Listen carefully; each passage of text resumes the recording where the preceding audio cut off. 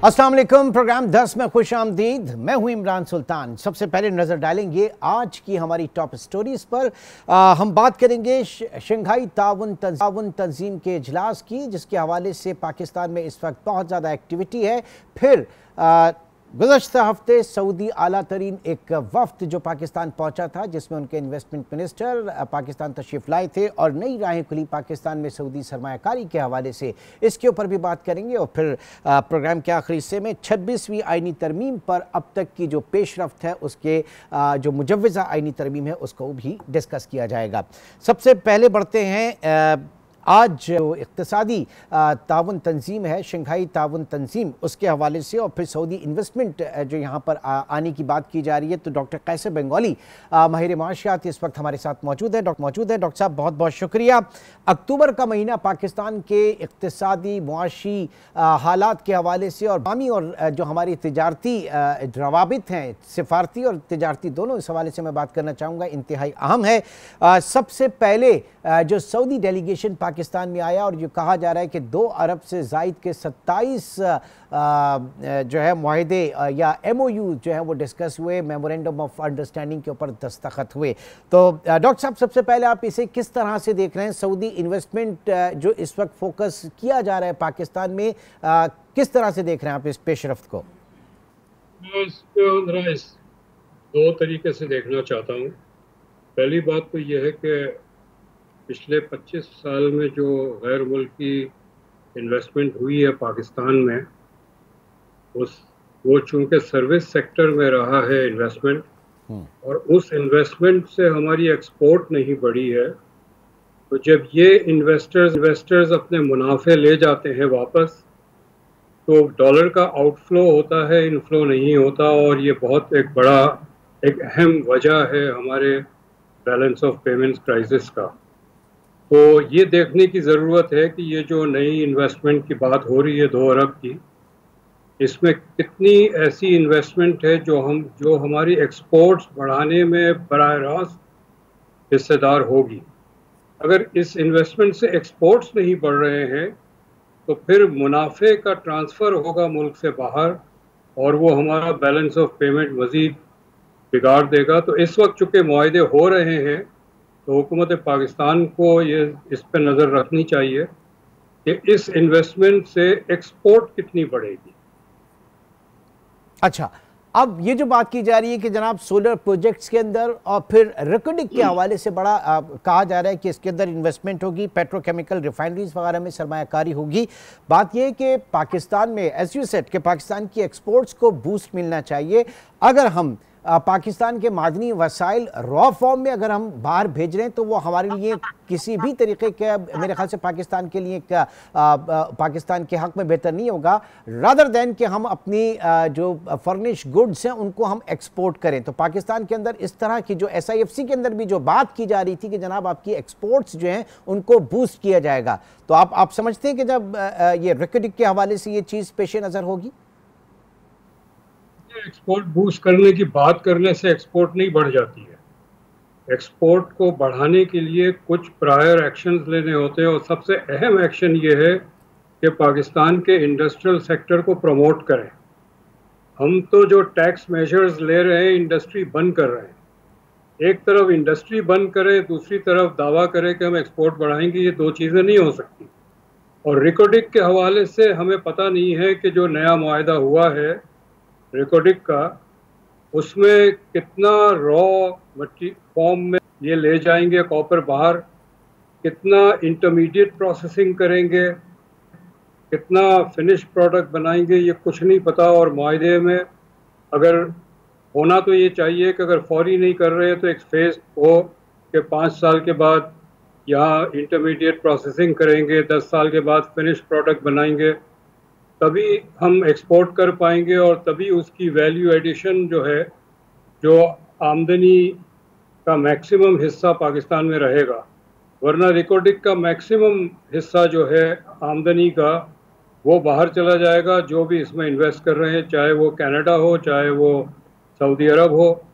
तो हमें इस वक्त जो हमने 25 साल का एक गलत फैसलों की वजह से हम इस मौके पर पहुँचे हैं, इस मोड़ पे, कि डॉलर के मोहताज हो गए हैं, तो हमें ये गलती मज़ीद दोबारा नहीं करनी चाहिए कि जो गैर मुल्की इन्वेस्टमेंट आ रही है, चाहे जिस भी फील्ड में हो, चाहे रिकॉर्डिंग में हो, अब एक नज़र हमारी एक्सपोर्ट पे होनी चाहिए। वो एफडीआई जो एक्सपोर्ट को प्रमोट नहीं करता, उस एफडीआई को हमें नहीं इनकरेज करना चाहिए। यानी 25 साल की जो आप बात कर रहे हैं, आप रेफर कर रहे हैं आईपीपीस के साथ जो हमारे मुआहदे हुए थे, खुदा न खास्ता कहीं वही एपिसोड जो है वो दोबारा रिपीट ना हो कि वन साइडेड मुआहदे थे और आज इस वक्त मुल्क की मईशत जो है उसके ऊपर भारी पड़ चुकी है ये आईपीपीस। सिर्फ आईपीपी नहीं है, देखिए हमने टेलीकॉम सेक्टर को तकरीबन 80%, 90% प्राइवेटाइज कर दिया और सब गैर मुल्कियों को बेचा। बैंकिंग सेक्टर हमने 90% प्राइवेटाइज कर दिया, सब गैर मुल्कियों को बेचा। ये सब अपने मुनाफे ले जाते हैं डॉलर में, और डॉलर का इनफ्लो तकरीबन ज़ीरो है। न बैंकिंग सेक्टर से हमें एक्सपोर्ट डॉलर आता है आमदनी के सूरत में, न टेलीकॉम सेक्टर से डॉलर आता है आमदनी की सूरत में। नेट आउटफ्लो है और ये मईशत के लिए बहुत नुकसानदेह है। सिर्फ आईपीपी का मसला नहीं है, और भी जो हमने चीज़ें की है, बैंकिंग सेक्टर है, टेलीकॉम है, और जो फॉरेन जो कंज्यूमर सेक्टर में इन्वेस्टमेंट आया है, ये जो रेस्टोरेंट्स है और बुटीक्स हैं, ये सारे यहाँ पर जो फॉरेन कंपनीज हैं पैसे कमाते हैं, हम ही लोग उनको ख़रीदते हैं, रुपयों में ख़रीदते हैं, और रुपये की जो इनकी इनकम होती है वो डॉलर में कन्वर्ट करके बाहर ले जाते हैं। तो हमने डॉलर बाहर भेजने के सारे दरवाजे खोल दिए और डॉलर लाने के दरवाजे नहीं खोले, वो बंद करते चले जा रहे हैं। ठीक सर, इन एग्रीमेंट्स की वो जो थर्ड पार्टी इवैल्यूएशन वगैरह है उसके हवाले से भी बताइएगा कितनी ज़रूरत है। फिर दूसरा ये कि गवर्नमेंट टू गवर्नमेंट मुआहदे के बजाय अगर प्राइवेट सेक्टर आए पाकिस्तान के अंदर तो मेरे ख्याल से ज़्यादा अच्छी एक इक्वेशन हो सकती है इकॉनमी को बूस्ट देने के लिए। मेरा नहीं ख्याल है गवर्नमेंट या प्राइवेट सेक्टर से ऐसा फर्क पड़ता है, डिपेंड करता है कि आप अग्रीमेंट कैसे करते हैं। अगर प्राइवेट सेक्टर से भी आप एक गैर मुनसिफाना अग्रीमेंट करते हैं तो आपको नुकसान होगा। तो ऐसा नहीं है कि प्राइवेट सेक्टर बेहतर है, हमारा प्राइवेट सेक्टर बहुत कमज़ोर है, वो दुकानदारी से आगे नहीं बढ़ सकते हैं। तो इनसे तवक्को करना कि प्राइवेट सेक्टर मुल्क की मईशत को आगे लेके जाएगा, ये तवक्को मेरा ख्याल है हम पिछले 30 साल से करते रहे हैं और मईशत वहीं खड़ी है तकरीबन जहां पहले खड़ी थी। ठीक सर, इंडस्ट्रियलाइजेशन के हवाले से बात हुई, जाहिर है कि पहले एक आपका अपना जो एग्जिस्टिंग इंफ्रास्ट्रक्चर, माहौल, पॉलिसी फ्रेमवर्क ये ऐसा होना चाहिए कि जो सपोर्ट करे पाकिस्तान में इन्वेस्टमेंट को, रादर देन कि हम फॉरेन इन्वेस्टर्स को देख रहे हैं, हमारा डोमेस्टिक, हमारा अपने जो इन्वेस्टर्स हैं उनको होना चाहिए। तो कितना बड़ा आप फ्लॉ इस वक्त देख रहे हैं पाकिस्तान के इंडस्ट्रियल पॉलिसीज़ के हवाले से इंडस्ट्रियल जो पूरा माहौल है उसमें? जी हमने टैक्स का बर्डन जो है, बोझ है, इंडस्ट्री पे बढ़ाते चले गए हैं, उसके साथ इंटरेस्ट रेट बढ़ाते चले गए, बिजली की कीमत बढ़ाते चले गए, गैस की कीमत बढ़ाते चले गए, जो भी मेजर इनपुट्स होते हैं इंडस्ट्री के वो महंगा कर दिया, कॉस्ट ऑफ प्रोडक्शन बढ़ा दिया। और मैं गिनवा सकता हूँ आपको, कम से कम 8 से 9 इंडस्ट्रीज़ पिछले 6 महीने में बंद हुई है। जो हमने मैक्रो पॉलिसी बनाई है उसमें लोग इंडस्ट्री से पैसे निकाल के स्टॉक मार्केट में लगा रहे हैं और सट्टेबाजी से पैसे कमा रहे हैं, प्रॉपर्टी मार्केट में लगा रहे हैं और सट्टेबाजी से पैसे कमा रहे हैं। सट्टेबाजी से मुल्क की मईशत नहीं बनती। और सूबा इंडस्ट्री प्रोविंशियल सब्जेक्ट है, लेकिन सूबाई लेवल पे भी हम देख नहीं रहे हैं कि कोई पेशरफ्त हो रही है काम के हवाले से। मैंने एक इंडस्ट्रियल पॉलिसी सिंध के लिए बनाई है, सिंध गवर्नमेंट के कहने पे बनाई है। लास्ट अक्टूबर हमने सबमिट किया है रिपोर्ट को, और ये 2 अक्टूबर आ गया, अभी तक वो रिपोर्ट पे कोई पेशरफ्त नहीं हुई है, ना उस पर कोई गौर हुआ है। तो इंडस्ट्रियलाइजेशन और सनती तरक्की एक तरजीह देनी पड़ेगी, प्रायोरिटी के तौर पे उसको लेना पड़ेगा, फेडरल लेवल पे और सूबाई लेवल पे। जब तक हम ये नहीं करेंगे हम मईशत को मजबूत नहीं कर सकते। बाहर से पैसे लाके मईशत मजबूत नहीं की जा सकती। नहीं तो आपके ज़रा थोड़ा सा शेयर करना चाहेंगे कि आपने जो इंडस्ट्रियल पॉलिसी एक बनाई है उसमें ऐसी क्या प्रायोरिटीज़ हैं और हुकूमत क्यों नहीं कर पा रही? जाहिर है कि अगर हुकूमत ने बनवाई है तो उसने करना भी तो, उसको कंसिडरेशन भी तो होनी चाहिए ना उसकी। जी, ये तो हुकूमत बताएगी क्यों नहीं कर रहे। उनके पास हमारी रिपोर्ट 1 साल से है, लास्ट अक्टूबर सबमिट की थी, ये 2 अक्टूबर आ गया। हमने सिंध में 2 मसले हैं, एक तो कराची है और कराची के बाहर है रूरल इंडस्ट्रियलाइजेशन जो है, क्योंकि सिंध में जो इंडस्ट्रियल कंसंट्रेशन है वो सारी कराची में है। हाँ। कराची में जो इंडस्ट्री बंद हो रही है उसका जो फैक्टर्स है वो वफाकी है, वफाकी फैक्टर्स की वजह से बंद हो रही है। लेकिन अंदरूनी सिंध में कारखाने न लगना, जबकि रॉ मटेरियल वहाँ पर है, तो रॉ मटेरियल बेस्ड इंडस्ट्री वहाँ लगनी चाहिए। चावल का वैल्यू चेन बन सकता है, वेजिटेबल्स का, टोमेटोज का, ये सारी वैल्यू चेन इंडस्ट्रीज डेवलप हो सकती है, लेकिन वहाँ कोई इंफ्रास्ट्रक्चर नहीं है। हाँ। इंडस्ट्री का। तो हमने वो पूरा एक प्लान बना के दिया है कि कहाँ कहाँ ग्रोथ सेंटर्स हों, जाके हर गांव में, हर शहर में तो नहीं आप बना सकते इंफ्रास्ट्रक्चर, लेकिन हमने आइडेंटिफाई किया है कि कहाँ पर आपका ग्रोथ सेंटर्स बन सकते हैं और कहाँ पर इन्वेस्टमेंट की ज़रूरत है। और गवर्नमेंट को क्या, एक पूरी प्रोग्राम है गवर्नमेंट पॉलिसीज़ का, क्योंकि प्राइवेट सेक्टर अंदर इंटीरियर सिंध में प्राइवेट सेक्टर है ही नहीं, मौजूद ही नहीं है। डॉक्टर साहब, मैं चाहूंगा इस पे एक सेपरेट नशिस्त आपके साथ हो, एक प्रोग्राम पूरा इस पॉलिसी के हवाले से, कि जिसमें आपकी जो रिकमेंडेशंस हैं पाकिस्तान में इंडस्ट्री पॉलिसी जो फ्रेमवर्क आपने बनाया है उसको हम मज़ीद डिटेल में डिस्कस करना चाहेंगे। तो इन अपकमिंग शोज़ में आपको बिल्कुल ज़हमत दूंगा कि हम इसके ऊपर आपसे बात करें, ताकि आप भी हमारी रहनुमाई करें और न सिर्फ गवर्नमेंट ऑफ सिंध बल्कि हुकूमत पाकिस्तान की भी, वफाकी हुकूमत की भी रहनुमाई करें। बहुत बहुत शुक्रिया नाज़रीन। एक छोटा सा ब्रेक, और ब्रेक के बाद हमारे साथ मौजूद होंगे डॉक्टर सलमान शाह, साबिक वज़ीर ख़ज़ाना। एक छोटे से ब्रेक के बाद दोबारा मिलते हैं।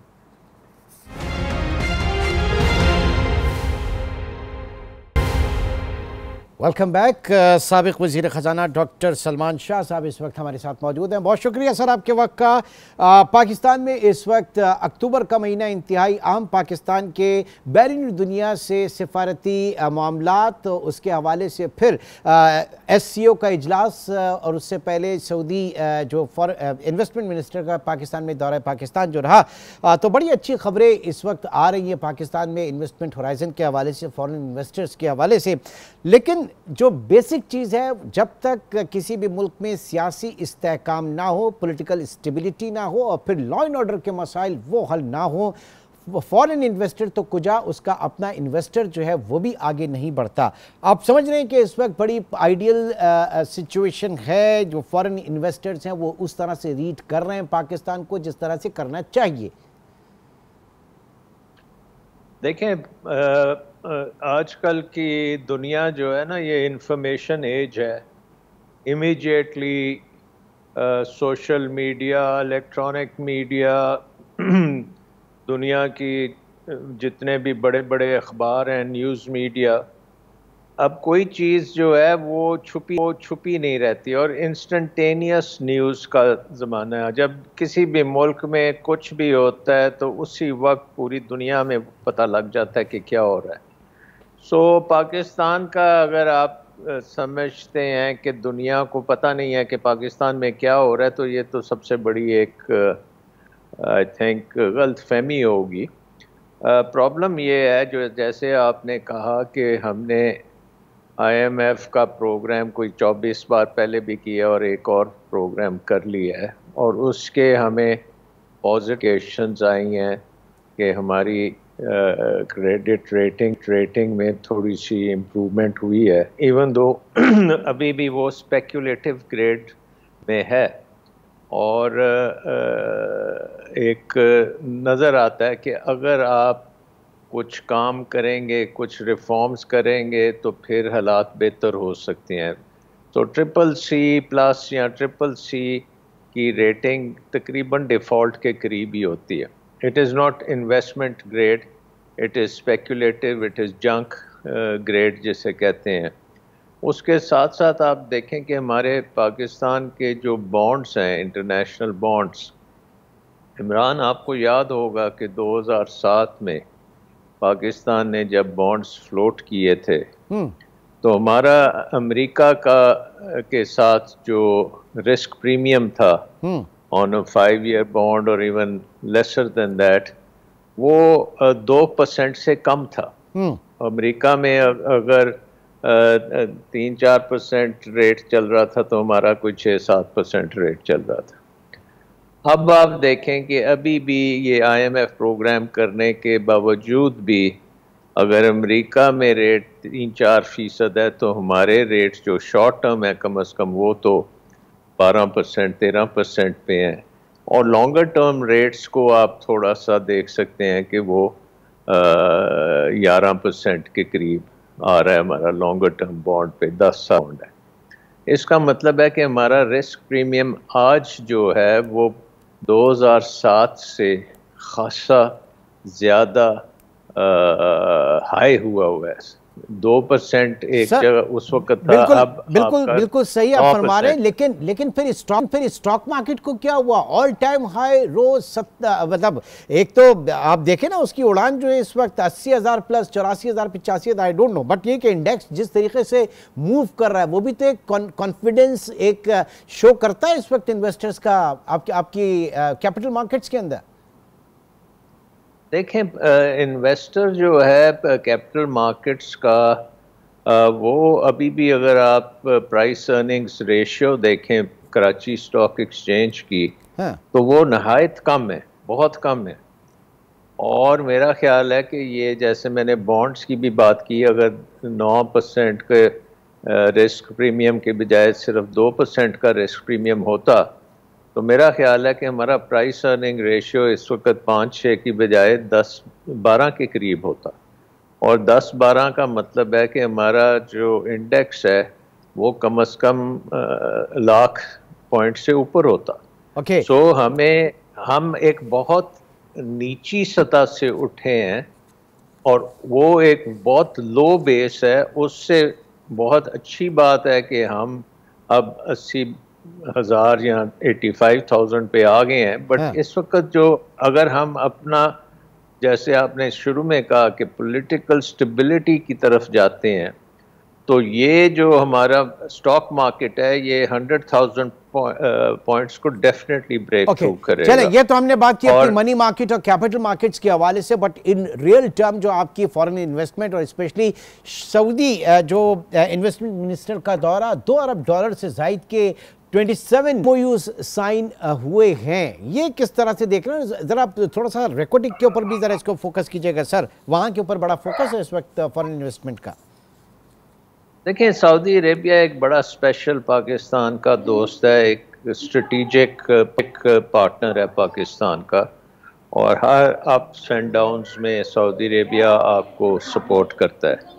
और आपको पता है कि सऊदी अरेबिया को जब भी पाकिस्तान ने मदद मांगी है तो सऊदी अरेबिया ने डिलीवर किया है, खा वो आपकी बैलेंस ऑफ पेमेंट सपोर्ट हो, खा वो सस्ता तेल हो, या फिर हमारे मुल्क में उन्होंने इन्वेस्टमेंट भी की। पाक सऊदी इन्वेस्टमेंट कंपनी भी है, फर्टिलाइज़र की कंपनीज भी थी, एट्सेट्रा एट्सेट्रा।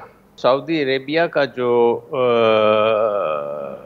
2 बिलियन का MOU खासा इनसिग्निफिकेंट है पाकिस्तान के कॉन्टेक्स्ट में, और इवन द सऊदी कॉन्टेक्स्ट में भी बहुत ज़्यादा सिग्निफिकेंट नहीं है, क्योंकि MOU आपको पता है कि पाकिस्तान ने तो MOU की भरमार की हुई है पूरी दुनिया से। MOU मैं यही जानना चाह रहा था कि हमेशा मुफाहमती याददाश्तें बाबा उनसे आगे भी तो बढ़े, मतलब सैकड़ों हजारों की तादाद में MOUs होंगे अगर हम अपनी फाइलें उठा के देखें, पीछे रिकॉर्ड उठा के देखें। जी इमरान, उसमें ये है कि देखें, एक तरफ तो वो हमारे दोस्त हैं, तो फिर हमारा भी फ़र्ज़ बनता है कि उनके लिए एक ऐसा माहौल बनाया जाए जिसमें वो यहाँ पे अगर इन्वेस्ट करें तो एक तो ये है कि उनको अच्छा रिटर्न भी मिले, उस इन्वेस्टमेंट का पाकिस्तान को भी फ़ायदा हो, और वो एक्सपोर्ट ओरिएंटेड इन्वेस्टमेंट हम चाहते हैं। ये नहीं चाहते कि वो। सर सवाल यहाँ पर यही है कि इससे पहले आपने जो इन्वेस्टमेंट यहाँ पाकिस्तान में हुई, इवन रिसेंट पास्ट में IPPs के केस में देखें, सारे वन साइडेड पाकिस्तान के फेवर में कोई भी नहीं था। तो इस तरह के जो मुआहदे हैं इनको देखेगा कौन, इनकी थर्ड पार्टी इवैल्यूएशन वगैरह, क्योंकि आपने टेलीकॉम सेक्टर जो है वो भी आपने पाकिस्तान का जो प्राइवेटाइज किया, बैंकिंग सेक्टर प्राइवेटाइज किया, सारा अगर एक्सपोर्ट हो जाता है, हमें तो डॉलर कमाने के जरिए चाहिए, डॉलर बाहर भेजने के नहीं। ये बिल्कुल सही बात है। और इसमें सबसे चीज़ जो आपने सबसे पहले कही थी कि इन्वेस्टमेंट जब तक आपका डोमेस्टिक इन्वेस्टर इन्वेस्ट नहीं करता, बैरून मुल्क का इन्वेस्टर तो आएगा नहीं, और अगर आएगा तो उसका मोटिवेशन इन्वेस्टमेंट नहीं होगी, वो कुछ और होगा, और उसमें वो पाकिस्तान को लॉन्ग टर्म नुकसान भी उस चीज़ का हो सकता है। सो हमारे लिए बहुत ज़रूरी है कि जब IMF प्रोग्राम हमने कर लिया है, उसके बाद IMF भी चाहता है कि हम आगे बहुत ज़्यादा रिफॉर्म्स करें, और रिफॉर्म्स में नंबर 1 रिफॉर्म जो है इस वक्त है कि वो हुकूमत का साइज़ छोटा करना है, हमने अखराजात को कम करना है, हमने अपनी महकमों को ख़त्म करना है। बहुत से महकमे जो फेडरल गवर्नमेंट चला रही है और प्रोविंशियल गवर्नमेंट भी चला रही है, तो कानून के मुताबिक, कॉन्स्टिट्यूशन के मुताबिक ये डबल काउंटिंग नहीं होनी चाहिए, और फेडरल गवर्नमेंट अपना काम करे और प्रोविंशियल गवर्नमेंट्स अपना काम करें 18th अमेंडमेंट के तहत। सो बहुत से डिपार्टमेंट्स फेडरल गवर्नमेंट में बंद करने की ज़रूरत है, बहुत से डिपार्टमेंट्स प्रोविंशियल गवर्नमेंट्स में बंद करने की ज़रूरत है, एंड ओवरऑल गवर्नमेंट एक्सपेंडिचर्स को कट करने की ज़रूरत है, और कट करने के बाद फिर आपको टैक्स को कट करने की ज़रूरत है, ताकि इस वक्त हमारी इकॉनमी जो है वो ग्रोथ नहीं कर रही। ये 1-2-3% की जो बातें होती हैं, ये जस्ट नंबर्स की बातचीत है, लेकिन अगर आप हकीकत में देखें तो इन्वेस्ट कोई नहीं कर रहा। ठीक है, और यानी अगर इस वक्त होगी तो इकोनॉमिक ग्रोथ नहीं होगी। इन रियल टर्म रिफॉर्म्स करने की ज़रूरत है, इस्लाहात करने की ज़रूरत है, गवर्नमेंट अपने एक्सपेंडिचर कम करे, और साथ ही साथ वो तमाम इस्लाहात के जिनका IMF के प्रोग्राम में वादा किया गया था कि जनाब आप अपनी इकोनॉमी को डिसिप्लिन करें, आप अपना मुआशी क़िबला दुरुस्त करें, वो करने की ज़रूरत है। बहुत बहुत शुक्रिया। उसमें एक और बात है कि ये जो एनर्जी सेक्टर है, ये बहुत बड़ी रिफॉर्म हमें एनर्जी सेक्टर में चाहिए, और टोटल ट्रांसफॉर्मेशन हमें, ये जो हमने फ्यूल बेस्ड पावर बनाई हुई है, इसकी टोटल ट्रांसफॉर्मेशन इनटू सोलर और रिन्यूएबल ग्रीन एनर्जी में जाना पड़ेगा, और बहुत तेज़ी से जाना पड़ेगा। और अनफॉर्चुनेटली हमारी हुकूमत उस चीज़ को रोकने की कोशिश कर रही है, और हमारा जो पावर मिनिस्ट्री है वो सोलराइजेशन को डिसइंसेंटिवाइज कर रही है। सो बहुत से इश्यूज हैं, बिल्कुल, और फिर लंबा टाइम होगा तो बात करेंगे इंशाल्लाह ज़रूर, इंशाल्लाह ज़रूर। तो असल चीज़ यही है कि there is a will there is a way. आप अपना एनर्जी मिक्स बेहतर करें, सारी चीज़ें खुद ब खुद स्ट्रीम होती चली जाएंगी, और आपको खुद एक कंड्यूसिव पॉलिसी देनी है, रादर देन कि आप बिजनेस में आए। हुकूमत का काम है कि वो इन्वेस्टमेंट के लिए, इंडस्ट्रियलाइजेशन के लिए कंड्यूसिव माहौल और पॉलिसी फराहम करे। डॉक्टर सलमान शाह साहब मौजूद थे, साबिक वज़ीर ख़जाना, आपका बहुत बहुत शुक्रिया। नाज़रीन, एक छोटा सा ब्रेक, और ब्रेक के बाद हम बात करेंगे मुजव्विज़ा 26वीं जो आईनी तरमीम है, इसके ऊपर अब तक क्या पेशरफ्त है, इसके ऊपर नजर डालते हैं एक छोटे से ब्रेक के बाद।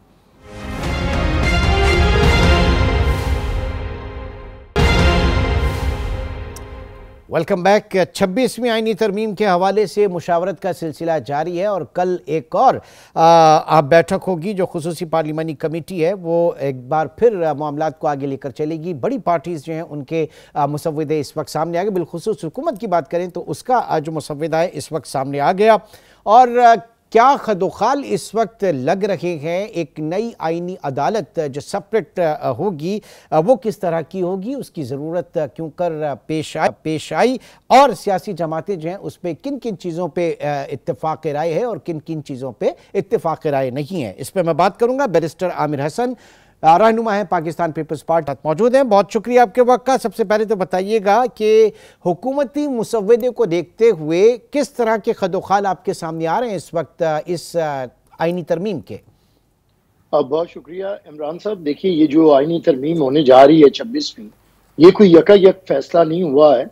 पाकिस्तान की सियासी जमातों ने, बिलखुसूस पाकिस्तान पीपल्स पार्टी और पाकिस्तान मुस्लिम लीग नून ने दहाइयों के तजर्बात के बाद इसे ये फैसला किया था चार्टर ऑफ डेमोक्रेसी में कि मुल्क को एक वफाकी आईनी अदालत की ज़रूरत है, और ये शहीद मोहतरमा बेनज़ीर भुट्टो ने इस मामले को लिया, और उसके बाद से पाकिस्तान पीपल्स पार्टी 18 साल हो गए इसकी तरफ जाना चाह रही थी, लेकिन बहुत सी सियासी जमातें नहीं मान रही थी। हालांकि असूली तौर पर सब सियासी जमातों ने, जमीयत उलमा इस्लाम ने, इवन एपीडीएम के अंदर जो आज की जमातें हैं, पीटीआई, अचकजई साहब, इन लोगों ने भी इसे माना था और कहा था कि ये होना चाहिए।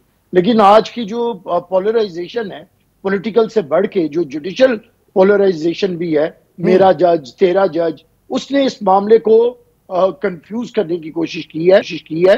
अदरवाइज मुल्क को एक वफाकी आईनी अदालत की जरूरत है, ताकि जो ओरिजिनल जुरिस्डिक्शन है सुप्रीम कोर्ट ऑफ पाकिस्तान की, जिसमें उसका डिस्प्यूट रेजोल्यूशन फोरम का काम है, जो इसने 50 साल से किया ही नहीं है, उसकी तरफ जाने की जरूरत है, ताकि एपेलेट जो इसकी एपेलेट जुरिस्डिक्शन है 185 के तहत, उसकी तरफ वो आए, लोगों को इंसाफ दे, लोगों की अपीलें सुने क्रिमिनल और सिविल केसेस में, ताकि जब वो इंसाफ देगी तो फिर निचला भी अदालती निजाम बेहतर होगा। ठीक है, तो यानी वो स्पेशलाइज्ड मामला जो हैं, जो आइन के कानून के हवाले से वो वहां पे होंगे।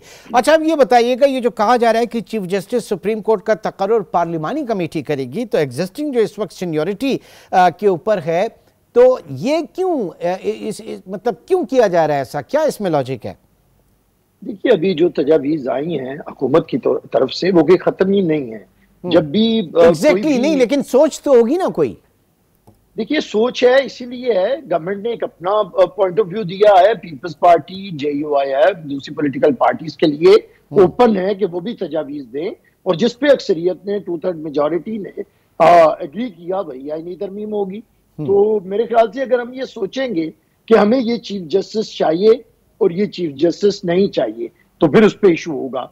अगर कोई ये समझ रहा है कि हुकूमत किसी मखसूस चीफ जस्टिस को रखना चाहती है, तो फिर यह भी सोचा जाना चाहिए कि एक मखसूस पॉलिटिकल पार्टी यानी कि PTI किसी मखसूस शख्स को बना के उससे क्या फायदा हासिल करना चाह रही है, या क्या उसके जरिए कोई पाकिस्तान के अंदर आईनी बहरान पैदा करना चाह रही है। तो हमें दोनों तरीके से सोचना पड़ेगा। आइन और कानून को अगर मुकद्दम रखें तो फिर कोई भी कंफ्यूजन भी नहीं होगी, तसादुम भी नहीं होगा। लेकिन अगर आइन और कानून से हट के अपनी अपनी जात के लिए किया जाएगा तो फिर कंफ्यूजन होगी। देखिए, ये पहले भी जो 18वीं तरमीम थी, उसके अंदर जो जजेस का तकर्रुर था वो आईनी कमेटी ही करती थी। लेकिन तो यही वजह है कि जो अपकमिंग चीफ जस्टिस होंगे उनका नोटिफिकेशन अभी तक नोटिफाई जो है उनको नहीं किया गया, नोटिफिकेशन जो है वो नहीं आ रहा। हुकूमत हर तरह से चाह रही है कि 25 अक्टूबर से कबल तरामीम मंजूर करा ली जाए, यही एक सिंपल वजह है इसकी। देखिए, अगर ये खदशात हों कि हालात इस तरफ जाना चाह रहे हैं कि कोई इलेक्शंस को चैलेंज करना चाह रहा है और सुप्रीम कोर्ट के जरिए फिर हुकूमत खत्म करना चाह रहा है, जैसे कि पहले 2 हुकूमतें खत्म की गई हैं माजी में चीफ की वजह से, इफ्तिखार चौधरी ने की हैं, साकिब निसार ने की हैं। तो अगर यही कोई तरीका इख्तियार करना चाहता है तो फिर मुझे बताइए कि क्या अदालत के जरिए पार्लियामेंट को खत्म करना आईनी है? अगर ये आईनी नहीं है तो फिर हुकूमत किस तरह अपने मुकद्दर किसी एक जज के हाथ में दे देगी और किसी की साजिश के हाथ में दे देगी कि आप हमें खत्म कर दें? तो जाहिर है हुकूमत भी अपने मामलात लेके आएगी। तो हुकूमत जिन खदशात को देख रही है, अगर उसकी तरफ जाए, हमने ये good to see you judiciary भुगती है, पीपल्स पार्टी ने जुडिशल इंपीरियलिज्म इफ्तिखार चौधरी का भुगता है, फिर जो जमहूरी हुकूमतों ने साकिब निसार खोसा भुगते हैं, फिर हमने बंदियाल भुगते हैं, तो हम भी तो डसे हुए हैं ना। ये मुल्क है, जजों को तो आज तक कुछ नहीं हुआ। अच्छा, मुंतखब वज़ीर आज़म नहीं, बिल्कुल जाहिर है कि वो दोनों तरफ से सर, हटाया गया है। वो दोनों तरफ से पर्सपेक्टिव जो है वो यकीनी तौर से देखे जा रहे हैं। अच्छा, ये जितनी भी बातें की जा रही थी, कहा जा रहा था जनाब को वो पर्सन सेंट्रिक नहीं होगा, पर्सन स्पेसिफिक नहीं होंगी चीजें। अब ये विफाकी आईनी अदालत के हवाले से कहा जा रहा है कि रिटायर्ड जज को विफाकी आईनी अदालत का चीफ जस्टिस बनाया जाएगा। तो इसके ऊपर भी लोगों के शुकूक व शुबहात या खदशात जो है वो ज्यादा हैं, क्योंकि ये कहा जा रहा है कि जनाब ये पर्सन स्पेसिफिक है। फिर देखिए, जो स्पेशल कमेटी है उसमें गवर्नमेंट की भी प्रपोजल्स गई हैं, हमारी भी गई हैं। हमारी प्रपोजल्स बड़ी वाज़ेह हैं, जिसपे ज्यादातर नुकात के ऊपर JUIF भी कर रही है एग्री, और मेरे ख्याल से हम एक ऐसा ड्राफ्ट बनाने में कामयाब हो जाएंगे कि जिसमें पार्लियामेंट के अक्सरियती अराकीन जो हैं उस पर इज़हार एतमाद करेंगे। तो इसलिए आप शुकूक व शुबहात में ना जाएं।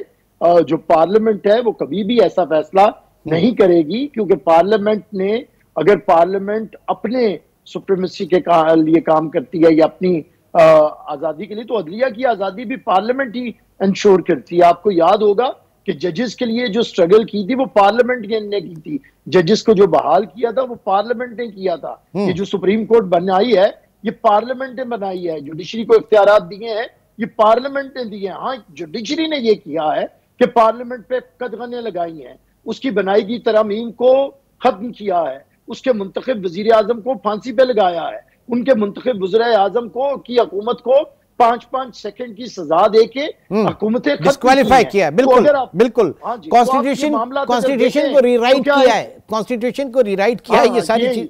अच्छा इमरान साहब, क्या एक जज के हाथ में मुकद्दर दे दिया जाए 25 करोड़ लोगों के फैसले का? क्या होना चाहिए? ये भी तो एक सवाल है। अच्छा, ना इसके ऊपर जो पॉलिटिकल कंसेंसस, देखें आप कंसेंसस की बात कर रहे हैं, तमाम सियासी जमातें अपने अपने प्रपोजल लेकर आए, फिर उसमें जो है उसमें बैठ के कंसेंसस किया जाएगा। लेकिन आज अभी थोड़ी देर पहले जो है वो बड़े टिकट्स थे कि असद कैसर साहब जो हैं उनकी मौलाना फजलुर रहमान साहब से टेलीफोनिक बात भी हुई है, और फिर पीटीआई जो है वो ये कह रही है कि जनाब हम बानी पे मुशावरत करेंगे इन तमाम चीज़ों पे। तो इस पे आप देख रहे हैं कि कोई पेशरफ्त होगी, होना चाहिए या नहीं होना चाहिए? क्या क्या आपकी एक पॉलिटिकल सेंस क्या कहती है? देखिए, मैं ईमानदारी से कहूं कि ये पीपल्स पर गवर्नमेंट तो करना चाह रही थी, उनके पास अक्सरियत, उन्होंने हमें तो गवर्नमेंट कह रही है कि हमारे पास 2/3 मेजोरिटी अगर पीपल्स पार्टी साथ दे तो मौजूद है, हमें किसी की जरूरत नहीं है। लेकिन हमने कहा कि क्योंकि हमारी तारीख रही है कि हम कॉन्स्टिट्यूशन बनाए या 80th अमेंडमेंट लेके आए, तो हम कंसेंसस की तरफ जाते हैं हम इस दफा भी। लेकिन एक बात इमरान साहब आपके सामने भी होगी, क्या आप समझते हैं कि पीटीआई कभी भी किसी के साथ बैठ सकती है? आप समझते हैं कि पीटीआई वक्त जाया कर रही है या वाकई वो सीरियस है? पीटीआई का मसला ना मुल्क के अंदर आईनी तरमीम है, ना जुडिशल रिफॉर्म्स है, ना वो अवाम के मसाइल को मसाइल समझती है। वो एक फर्दे वाहिद के एजेंडे पे चल रही है, और उस फर्दे वाहिद का एजेंडा है फसाद फिलर्स, उसका एजेंडा है फितना, उसका एजेंडा देखिए ना, पूरी दुनिया के रहनुमा पाकिस्तान में आ रहे हैं अल्लाह अल्लाह करके, हम दोबारा से फौरन महाज के ऊपर हमारी इज्जत और वकार बहाल हो रहा है, और वो फिर एहतजाज की तरफ जाना चाह रहे हैं, वो मुल्क को डिफॉल्ट करना चाहते हैं। तो मैं तो नहीं समझता, लेकिन इसमें विद इन द पार्टी भी डिसएग्रीमेंट है, विद इन द पार्टी भी इसमें लोग जो हैं अब ये सोचने पे मजबूर हैं कि हम ये सियासी जमात जो है किन किन चीज़ों को देख रही है। अगर पाकिस्तान में एक ऐसे वक्त में कि जब 8 ममालिक के सरबराहान, उनके आला वक्त पाकिस्तान में मौजूद है, जब हम बात करते हैं पाकिस्तान कम्स फर्स्ट, तो वहां पर अगर कोई और सियासत हो रही है तो फिर यकीनी तौर से पाकिस्तान के हक में। इमरान साहब आप ये भी देखिए, ये देखिए कि ये वो आप बिल्कुल दुरुस्त कह रहे हैं, वो इक्का दुक्का आवाजें होंगी, लेकिन वहां पे जमहूरी असूल तो देखा ही नहीं जाता। वहां पे तो एक फर्दे वाहिद की मर्जी है। ठीक है, इसी को तो कह रहा हूं कि रिकंसिडर करने की जरूरत है, और ये विद इन द पार्टी भी देखा जा रहा है। इन सारी चीजों को विद इन द पार्टी भी जो है वो लीडरशिप भी देख रही है, उनके अपने मेंबर्स जो हैं इस चीजों को देखिए, डिसएग्रीमेंट हो रहा है तभी चीजें बाहर आ रही हैं सामने। एनीवे, बहुत बहुत शुक्रिया। आमिर हसन साहब हमारे साथ मौजूद थे, और मुजव्विज़ा आइनी पैक्ट के ऊपर आइनी तरमीम के हवाले से सियासी जमातें सर जोड़ कर बैठ रही हैं। कल भी अहम इजलास इस हवाले से होगा, और हुकूमत की फिर भी ये कोशिश है कि जनाब किसी तरीके से 25 अक्टूबर से पहले इस आइनी तरमीम को मंजूर करा लिया जाए। हालात कहाँ जाते हैं, आगे आने वाले प्रोग्राम्स में इसके ऊपर डिस्कशन जारी रखेंगे इंशाल्लाह। आज के प्रोग्राम से इतना ही, आपसे फिर मुलाकात होगी। अपना बहुत ख्याल रखिएगा। अल्लाह हाफ़िज़।